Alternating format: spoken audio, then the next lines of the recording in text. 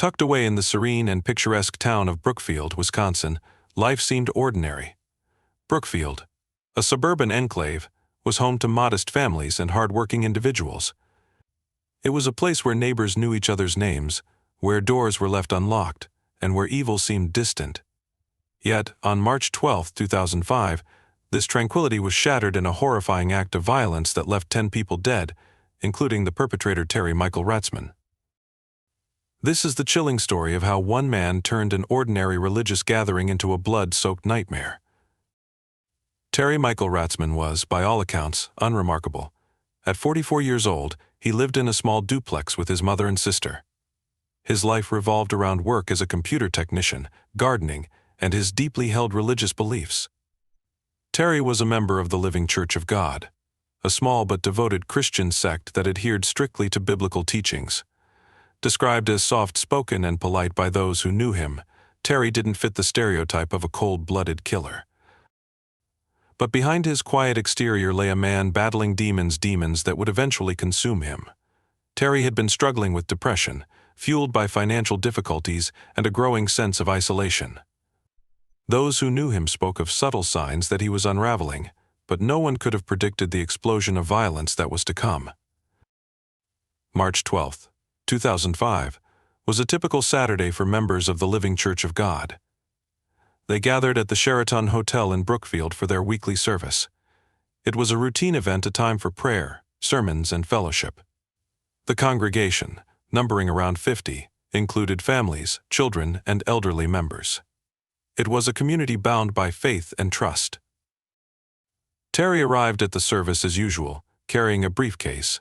No one paid much attention to him. He greeted a few familiar faces, exchanged pleasantries, and sat quietly. To the unsuspecting congregation, Terry appeared as he always did, reserved, polite, and devout. But inside his briefcase lay a 9mm semi-automatic handgun and a cache of ammunition. Terry had not come to worship, he had come to kill.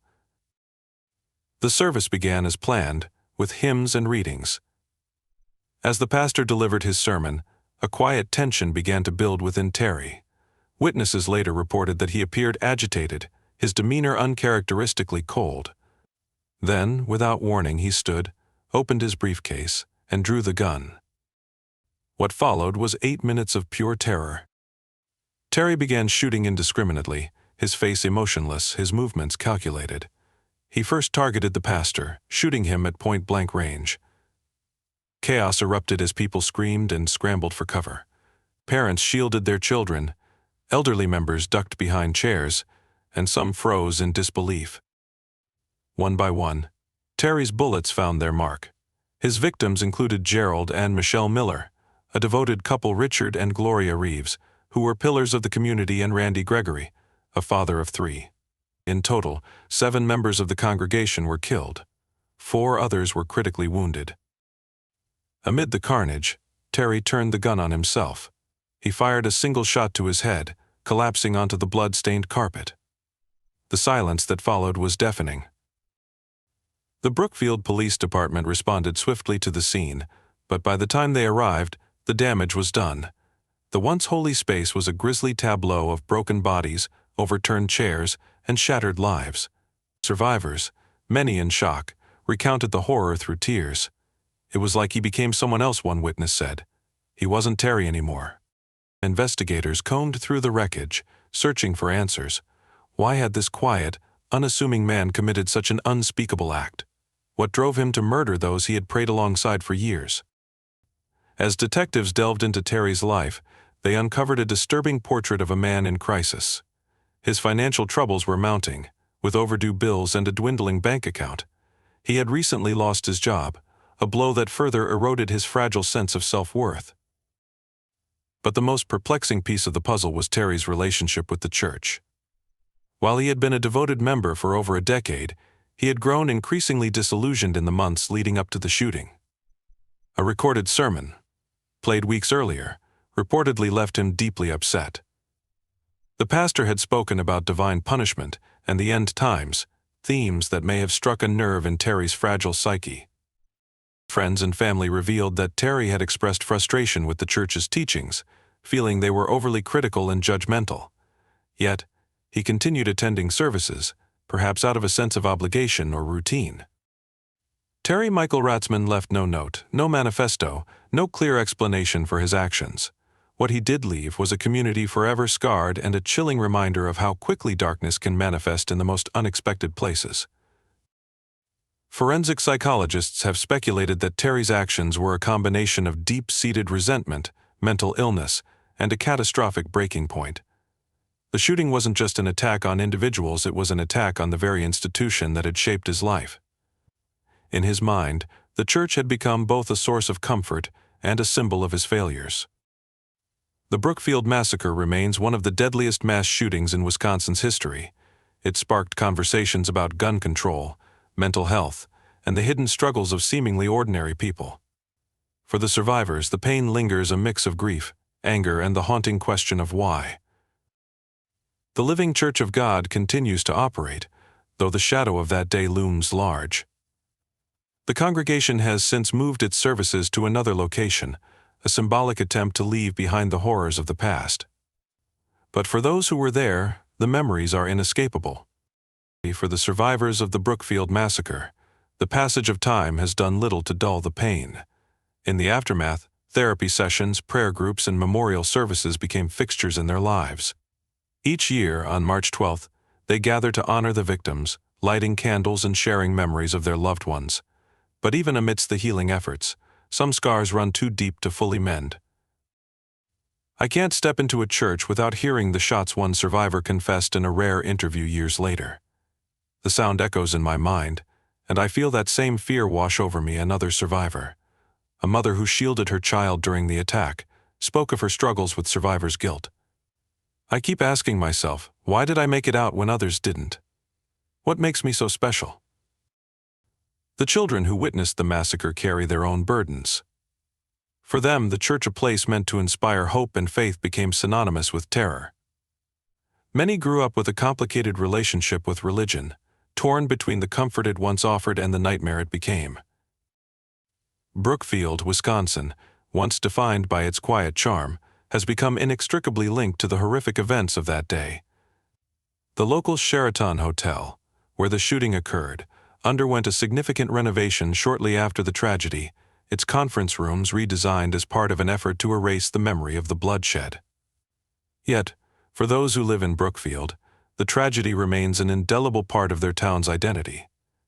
Local schools implemented crisis training programs, emphasizing emergency response and mental health awareness. The community came together to establish support networks for those grappling with the trauma. Despite these efforts, many residents admit that a lingering sense of vulnerability pervades their lives. You never think something like this could happen in a place like Brookfield, a longtime resident said. It's a small town. We're not supposed to be in the headlines for something so horrific. But now, it's part of who we are.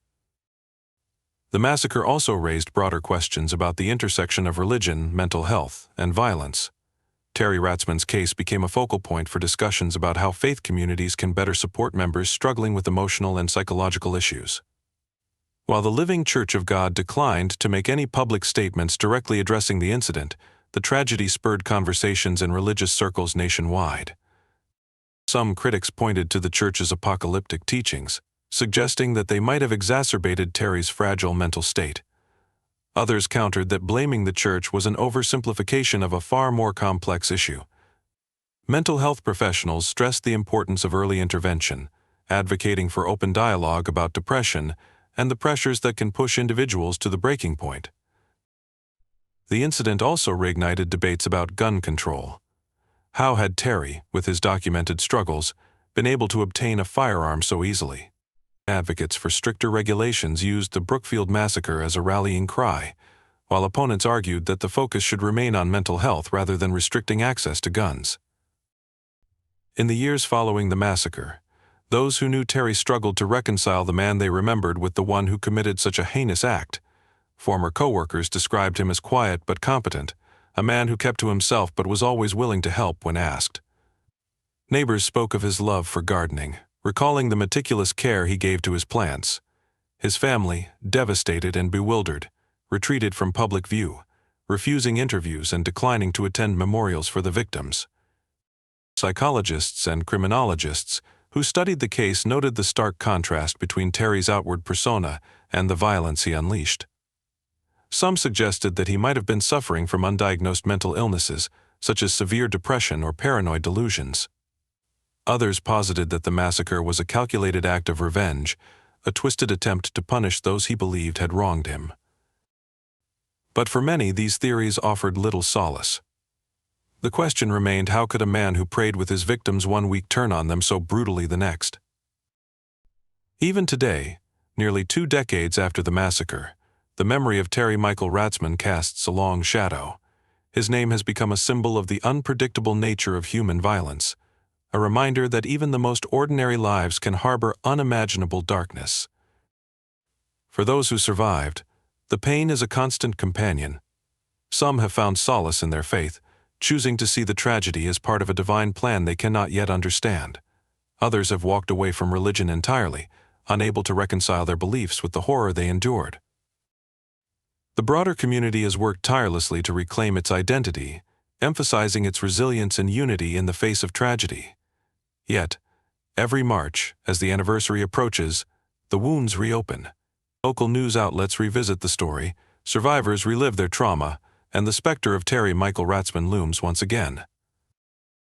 The Brookfield Massacre is a tale of despair and devastation, a stark reminder of how the human mind can spiral into darkness when left unchecked. It is a story of shattered faith, broken lives, and the haunting realization that evil can lurk in the most unexpected places. But it is also a story of resilience of a community that refused to be defined by its darkest hour. As we remember the victims and grapple with the questions that remain, let us also reflect on the lessons this tragedy has to offer. Let us strive to recognize the signs of struggle in those around us, to offer support and understanding, and to never take for granted the fragile peace that defines our everyday lives. The story of Terry Michael Ratzmann is not just a cautionary tale, it is a call to action. A reminder that in the face of darkness, we must be the light.